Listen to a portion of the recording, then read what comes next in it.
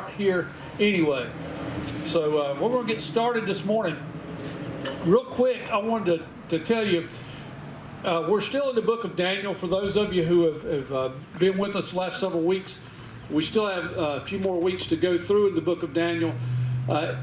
The interesting thing about the book of Daniel, if you'll follow with us as we go, the book of Daniel is written in a couple different methods and a couple different styles.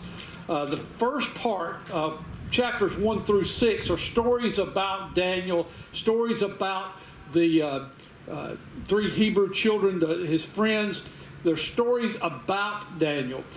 However, when we hit chapter 7 and beyond, we have reflections of what happened with Daniel while he was, you can really consider it apocalyptic literature as you move forward. So if you look at the historical context of how the books were written, the historical order of chapters 7 through 12 goes chapter 7, 8, 5, 6, and then 9 through 12. So there is a historical order there. They don't flow chapter 1 through 12 in linear order, which is the way we tend to think. That's not the way the book of Daniel is written. But as we enter into this particular lesson today in chapter 7, last week we talked about Belshazzar, and he saw the handwriting on the wall, and his kingdom was destroyed. He was defeated that very night. Immediately he was defeated, and the Medes and the Persians took over the kingdom. But in this chapter 7, we find that Daniel is now back. We're going back in time here. And these chapters here, you're seeing Daniel being the author, the person talking in first person. We talked a little bit about last week about the some of the critics of whether Daniel was the author of this book or not that was written, saying that because it was written in third person, Daniel didn't write the first 6 chapters. There's a lot of debate that's going on about that. We know that when Nebuchadnezzar wrote about what happened to him, it was in first person, that Nebuchadnezzar was very likely the author because he said, I, Nebuchadnezzar. So we know that to be true. Here you're seeing the same thing where Daniel refers to himself in first person. Now, one of the things that when you start talking about apocalyptic literature, when you start talking about things like Revelation, you wish that God gave us more information. He doesn't give us all the information we would like to have, but He gives us what we need. As it's always true throughout God's Word, He gives us what we need. So let's look at the first verse in chapter 7 of Daniel. It says, in the first year of Belshazzar, the king of Babylon, Daniel had a dream, and his visions of his head upon his bed. And then he wrote the dream and the sum of the matters. Now that word sum means the essential content. That's those things that are important that were remembered by him. And he goes in to talk about these beasts that rise up from the sea. In verse 3 says, and 4 great beasts came up from the sea, diverse from one another, meaning they're different from one another. And he goes on to write, and as he goes through, he says, the first was like a lion and had eagle's wings. And I beheld till the wings thereof were plucked, and it was lifted from the earth and made stand upon its feet as a man, and given a man's heart and was given unto it. And behold, another beast, second, like to a bear, was raised up. It's up itself on one side, and had 3 ribs in the mouth of it, between the teeth of it. And they said this unto it, arise, devour much flesh. In verse 6, and after this I beheld lo, like another like a leopard, which had upon the back of it 4 wings of a fowl, and the beast had also 4 heads, and dominion was given to it.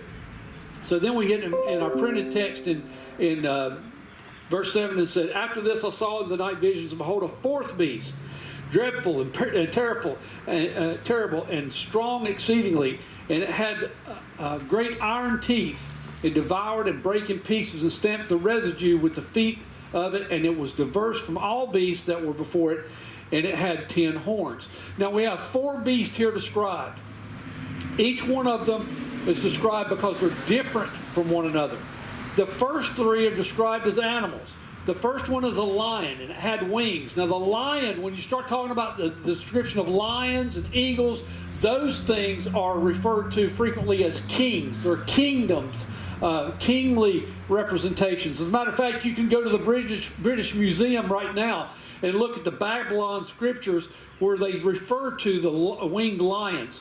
You can see that.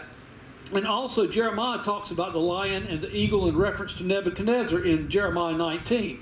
So those things are very common. So this very first kingdom that's talked about is referring to the Babylonian kingdom. We know that even though it's one kingdom, there were many kings from Nebuchadnezzar, actually his father, all the way down to Belshazzar. There were several kings, but they were considered one kingdom. That's what's being described here, is one kingdom. So that's what do we know about the lion? Well, the lion's a very dangerous animal. It's very powerful. It's considered the king of the beast, right? It's considered the ultimate as far as an animal in the animal kingdom. Very powerful. Then he talks about the bear. Now the bear's not as swift, not as fast as the lion, but we know it's very powerful. It's condensed. It considers itself to be a crusher. I know I've seen when people do the bear hunts, they would have the big barrels with honey buns and things like that in them, and the bear will come up and spin them and try to knock those sugary treats out so they can eat. Well, I've actually seen, I can tell you from personal experience, when you got a corn in a barrel feeder, a barrel will jump up on top of it and bust it, knock the top off of it, and crawl inside the barrel and eat all the corn. They'll destroy a $300 feeder, I can promise you that. But that's what the bear does, and it will crush. Then the third animal is described like a leopard. Now, what do we know about a leopard?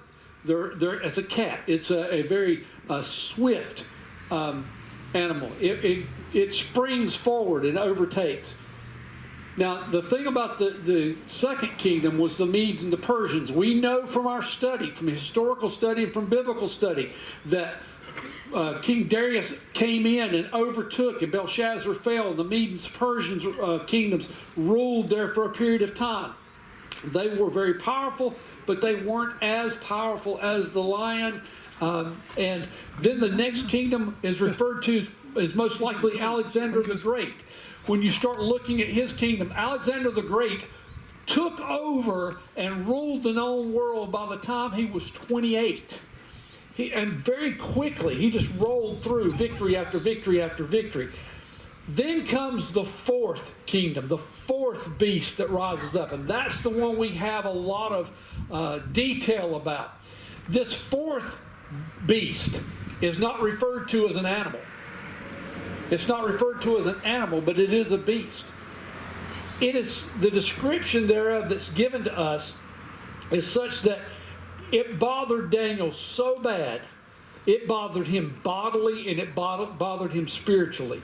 But he considered this. In verse 8, he said, I considered the horns, and there were 10 horns, and behold, there came upon them another little horn, before whom there were 3 of the horns plucked out by the roots, and behold, in this horn were eyes like the eyes of a man, and a mouth speaking great things.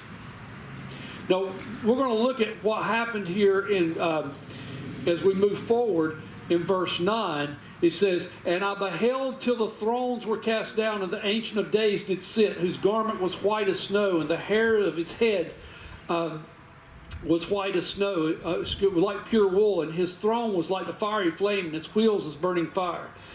So all of this kind of goes in together as we look at this description of this beast. Daniel's trying to describe something that he can't describe. We've seen other writers like John, when he sees and beholds these things in heaven, there's